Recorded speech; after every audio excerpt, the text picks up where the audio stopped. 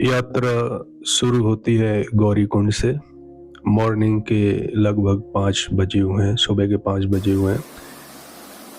It has been told to me that it is 6 kilometre from one side. मैंने वहाँ के लोगों से पता किया तो उन्होंने बताया टोटल करीब 32 या 30 किलोमीटर है टोटल दोनों तरफ से, and one side is 16 kilometre.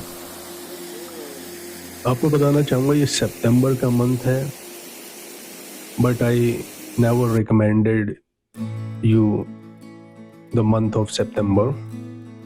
अब सितंबर के मंथ में कभी भी यात्रा शुरू ना करें, क्योंकि ये रेनी सीजन है और आप देख रहे हैं चारों तरफ पानी ही पानी है। It is dangerous due to landsliding also.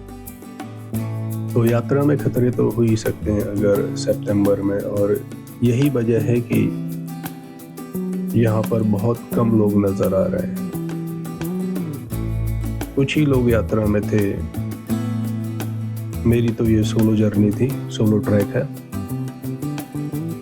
ये यात्रा एक तरह से धार्मिक जर्नी होने के साथ साथ ट्रैकिंग का भी आनंद देती है, क्योंकि सितंबर का मंथ है इसीलिए बहुत कम लोग। पर ये जगह बेहद खूबसूरत थी, चारों तरफ पानी ही पानी, झरने ही झरने बह रहे थे। और साथ ही साथ मैं ये बताना चाहूंगा कि अगर सितंबर का मंथ हो या सितंबर से एक महीना पहले, तो you should take a rainy coat, torch and stick along with you. दूसरी बात ये भी है कि जो मैंने यहाँ पर रियलाइज की वो ये है कि it is not well developed as Mata Vaishno देवी, बद्रीनाथ और जो दूसरी धार्मिक यात्राएं हैं।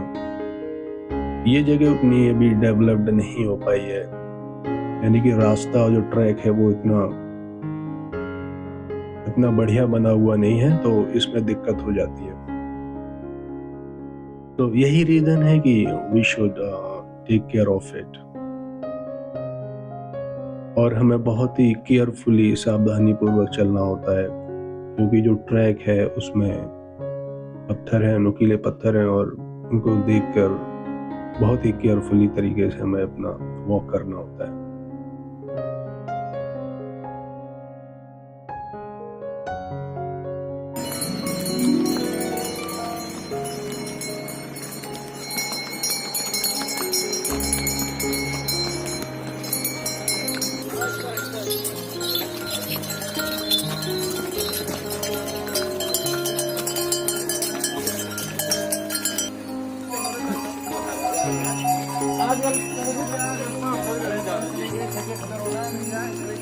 This is beauty of Kedarnath.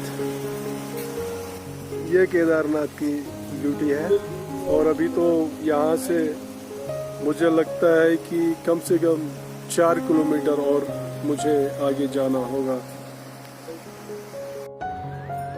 जय हो भोले भंडारी।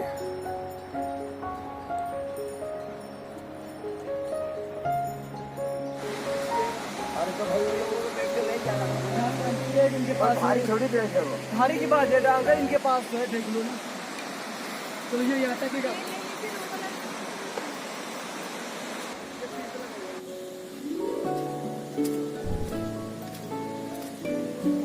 ऐसा मैं सिर्फ सोच रहा था कि 4 किलोमीटर आगे जाना है, पर ये ठीक नहीं था।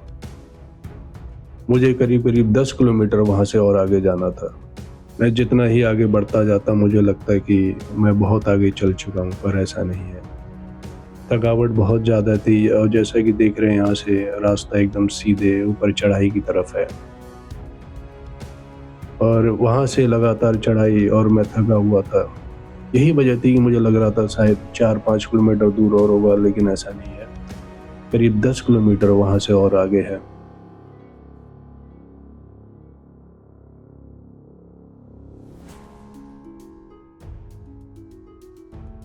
ये केदारनाथ के लिए मेरी पहली जर्नी थी।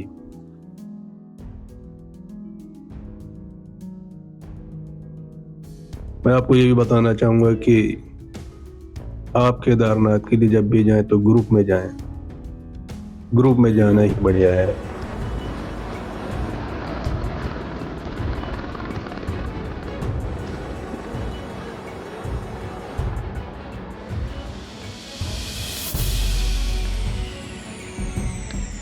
चलते हैं आगे। घोड़े बस यहाँ तक आते हैं। ये घोड़ों का स्टेशन और फिर इसके आगे वहाँ तक पैदल। मुझे तो लगता है कि शायद वो सामने मंदिर है।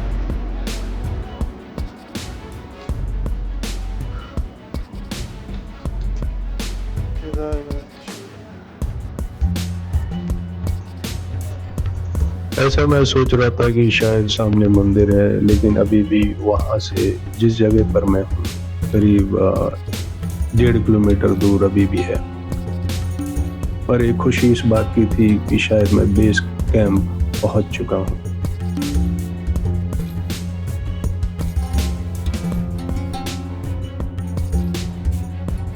तो ये है बेस कैंप।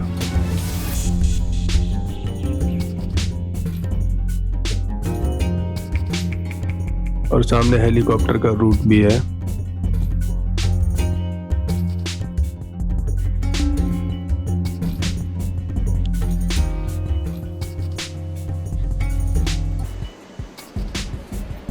बेस कैंप पहुंचकर काफी तसल्ली महसूस होती है।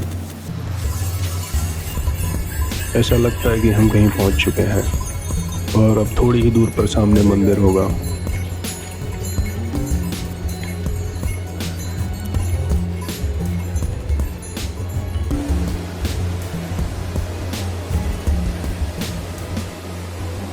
ये शायद इस्लाम है।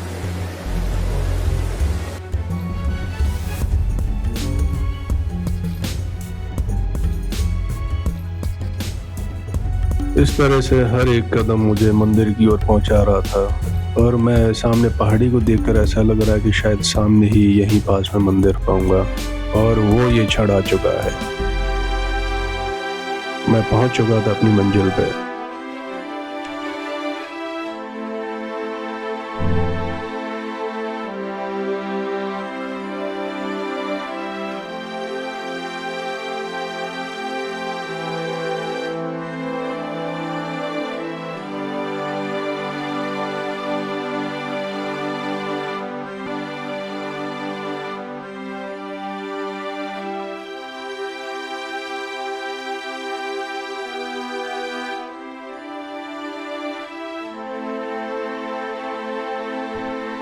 ये केदार बाबा का पहला लुक था और मेरा गला पूरी तरह से सूखा हुआ है।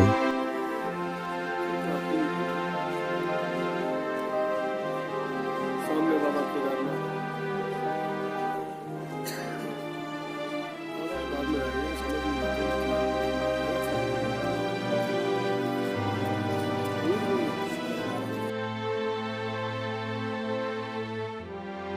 सामने सीढ़ियां थी और हर एक सीढ़ी मुझे मंदिर के पास ले जा रही थी।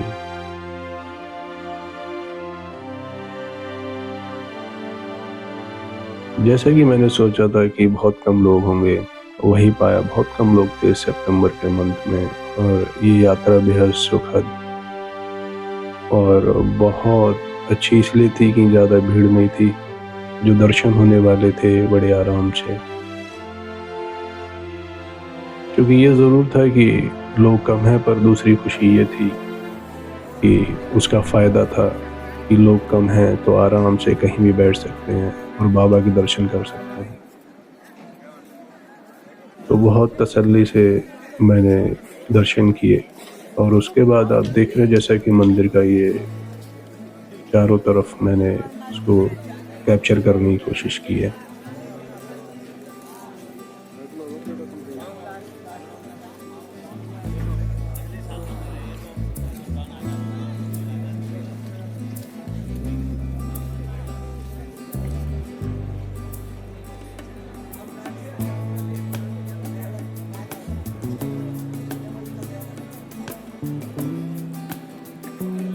ये सारा दृश्य बहुत ही रोमांचकारी है, क्योंकि पहली यात्रा है तो जो भी देख रहा हूँ वो बस देखता ही जा रहा हूँ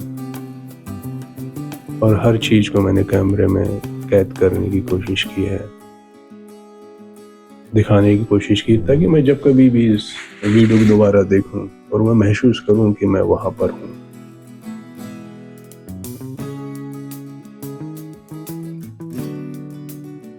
इस तरह मंदिर में दर्शन किए और उसके बाद मैंने मंदिर के बैक साइड का एरिया भी उसको एक्सप्लोर करने की कोशिश की है।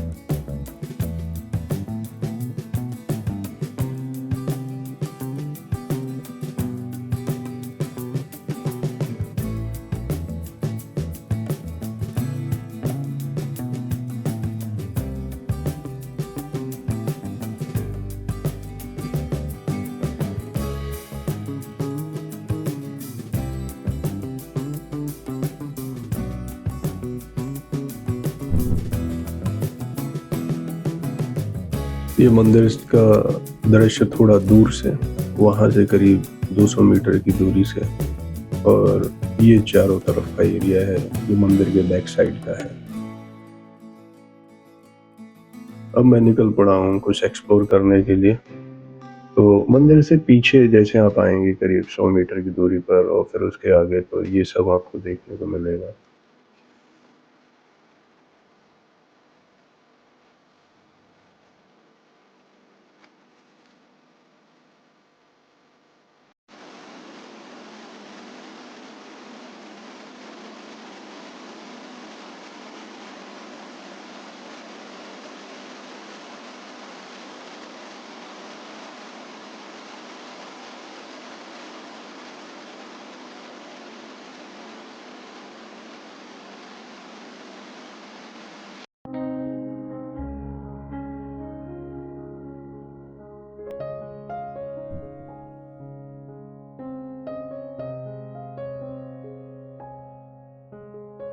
इस तरह से मैं चलता जा रहा हूँ, एक्सप्लोर करता जा रहा हूँ, देखता जा रहा हूँ। ये सामने सीढ़ियाँ थीं, इस सीढ़ियों के पार क्या है ये मैंने देखना चाहा,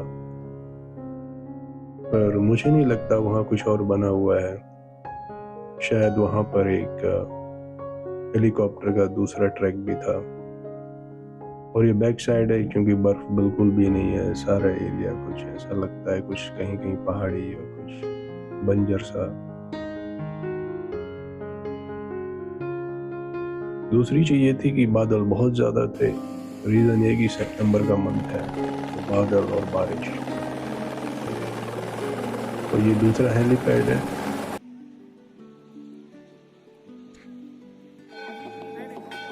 और ये सब बैक साइड एरिया देखने के बाद मैं वापस आया।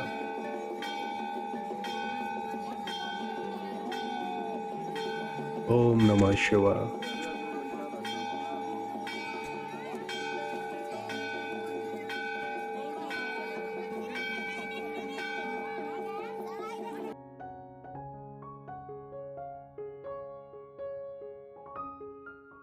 Now the time to return. I returned on the same day evening. कुछ यादों को साथ लाया था पर बहुत कुछ छूट रहा था। रुकने का मन था वहां, पर रुक नहीं पाया। कुछ सर्कमस्टेंसेस हैं, कुछ सिचुएशंस हैं कि हम रुकना चाहते हैं और नहीं रुक पाते। So this is the demand of time.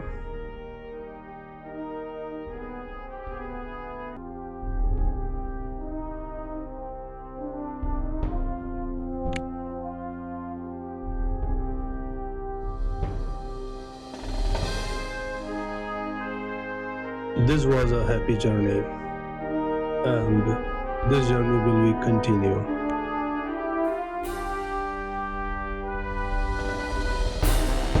और अब अंधेरी रात हो चुकी है।